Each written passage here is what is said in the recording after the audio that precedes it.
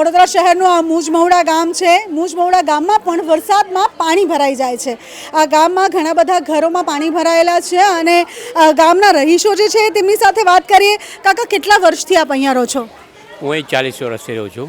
દર વખતે પાણી ભરાય છે? આ જ્યારે વિશ્વમંત્રી પાણી ફૂલ થઈ જાય એટલે સીધું અહીંયા આવી જ ભાઈ અહીંયા ભરાઈ જ જાય છે. હા, અને પાણી ભરાઈ જાય એટલે લગભગ આખો દરવાજો ડૂબી જાય એટલું પાણી આવી જાય છે. બે ત્રણ દિવસ સુધી પાણી અને નીકળતું નથી. 4 દિવસ લગીને પાણી રહે હા, છે. 4-5 દિવસ સુધી તો પાણી રહે. તો ત્યાં સુધી તમારી રહેવાની વ્યવસ્થા, જમવાની વ્યવસ્થા કે પછી ઘર વખરી જે ડૂબી જાય તેની જવાબદારી પછી કોણ લે? કોઈ લેતું નથી, કોઈ જવાબદાર છે નહીં અહીંયા આગળ.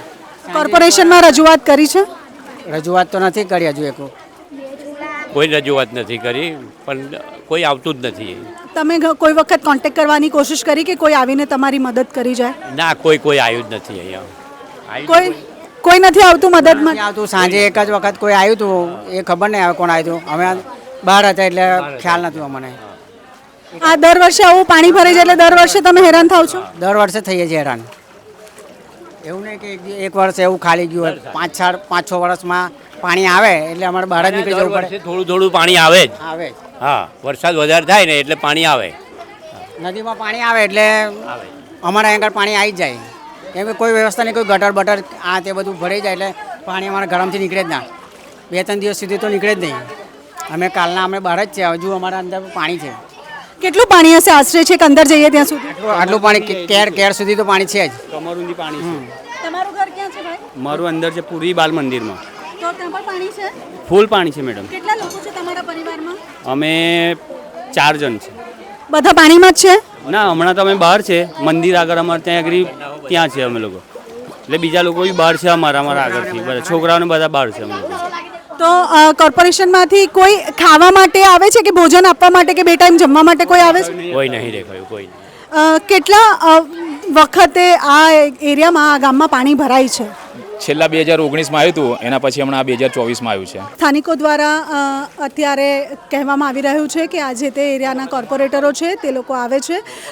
તે લોકોને દિવસમાં 2 વખત જમવાનું પણ આપવામાં આવે છે. તેની સાથે સાથે બાળકોને દવા અને મેડિકલની પણ સુવિધા અહીંયા કરવામાં આવી છે. ફરી એકવાર હેડલાઇન ન્યૂઝ સિટીમાં આવી પહોંચી છે વડસર વિસ્તારમાં. આ વડસર વિસ્તાર છે, સોસાયટીની આજુબાજુમાં બધી જગ્યા પર પાણી ભરાયા છે.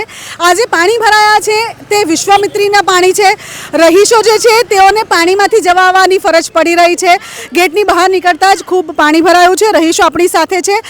કાકા, પહેલો જ વરસાદ છે અને વડોદરાની હાલત અત્યારે 70% પાણીમાં છે. શું કહેવા માંગશો? એનું મૂળ કારણ તો એ છે કે જે પાણીના નિકાલની જે વ્યવસ્થા થવી જોઈએ એ વર્ષોના વર્ષોથી આ જ રીતની છે કે દર વર્ષે આ પરિસ્થિતિનો સામનો કરવો પડે છે. દરેક આમ જનતાને, વડોદરાની આમ જનતા, દરેક પ્રજાને સામનો કરવો પડે છે. તેમ છતાં તંત્રની આંખ ઉઘડતી નથી. અમે ઘણા વર્ષોથી, હું માજલપુરમાં 40 વર્ષથી રહું છું. વડસર એરિયામાં હું લગભગ 10 વર્ષથી રહું છું. મેં એવું જોયું છે કે દર વર્ષે થોડોક બી વરસાદ પડે ને પાણી ભરાઈ જાય. વડસર ગામમાં તો જાણે આખું પેલો બેટ બની ગયો હોય, દરિયાનો બેટ હોય એવું જ લાગે. અને વડસર ગામમાં તો જાણે કે લોકોને બહુ જ હાલાકી પડી રહી છે, બહુ તકલીફ પડી રહી છે. જમવાની પણ તકલીફ પડી રહી છે, રોજિંદી ચીજ વસ્તુઓ લાવવાની તકલીફ પડી રહી છે. અને અહીંયા એનું પાણી છે કે આટલે સુધી દિયા ગ્રાન્ડ સિટી સુધી પાણી આવી રહ્યું છે. રાઈટ. હવે અમારું કહેવાનું શું છે કે દર વખતે આજવામાં પાણી ભરાય એટલે એનો ડેમના દરવાજા ખોલી નાખે. તેનું દર વર્ષે પાણીનો નિકાલ કંઈ બીજી રીતે થવો જોઈએ, નહીં કે આમ જનતા આખું સિટીમાં પાણી ફરી વળે. આજે જે વડસર ગામની પાછળથી જે આજવાનું પાણી છોડે છે એની જગ્યાએ સીધું આગળ નદીમાં કોઈ જગ્યાએ આગળથી છોડતા હોય તો આજે આટલી બધી પ્રજાને તકલીફ પડે છે. તકલીફ ના પડે બેન. શહેરમાં પાણી ભરાયા, શું કહેવા માંગશો આપ? વરસાદ તો આવવો જ જોઈએ. વરસાદ ના હોય તો પછી ખેતી ના થાય, અનાજ ના પાકે તો તમે કરો શું એના વગર? એટલે વરસાદ પણ જરૂરી છે, એ તો હોવો જોઈએ. આ પણ જે શહેરમાં પાણી ભરાય છે, હા, એ પાણી ભરાય છે, એ ના ભરાય એના માટે કોર્પોરેશન વાળાઓએ વ્યવસ્થા એ રીતે કરવી જોઈએ કે દર વર્ષે આ પ્રોબ્લેમો દરેક જગ્યાએ થતા હોય એ ના થવા જોઈએ. પહેલેથી એની વ્યવસ્થાઓ રાખી હોય તો આવી રીતે પાણી ના ભરાય. અને આ જે વ્યવસ્થા નથી કરેલી એના લીધે આ બધી જગ્યાએ પાણી ભરાય છે.